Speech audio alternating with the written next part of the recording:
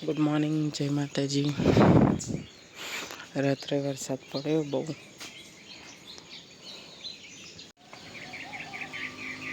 તો ગાય 7 વાગે વરસાદ ચાલુ થઈ જશે પાછો. અને ડબ્બુ તો ડબ્બુ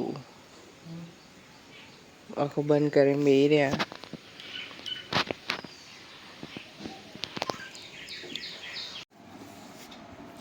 તો ગાઈસ કોફી, ચા અને પૂરી એમ. અને ડબ્બુ તો શું કરો શી ખબર. ડબ્બુ કરો તો ગાઈસ પી લઈએ અમે. તો ગાઈસ વીજળી આવી, મમ્મીને અગરબત્તી કરે છે.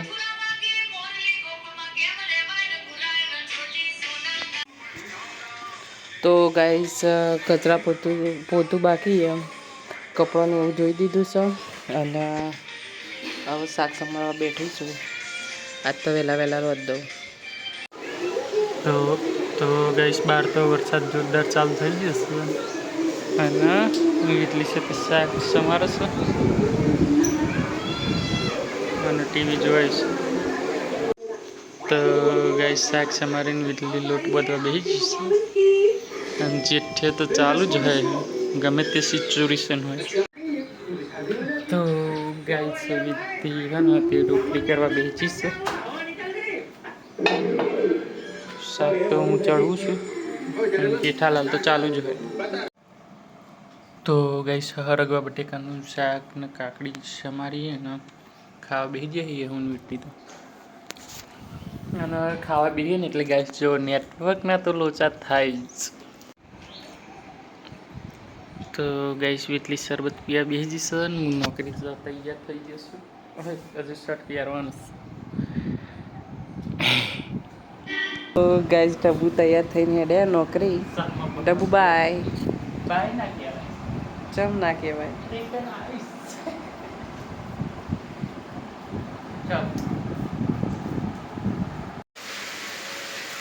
તો ગાઈસ કચરાને એવું તો બધું વાર દીધું છે. વાસણ ધોવાનું બાકી તે વાસણ ધોવું. અને અહીંયા બાદ વરસાદની મજા માણું છું.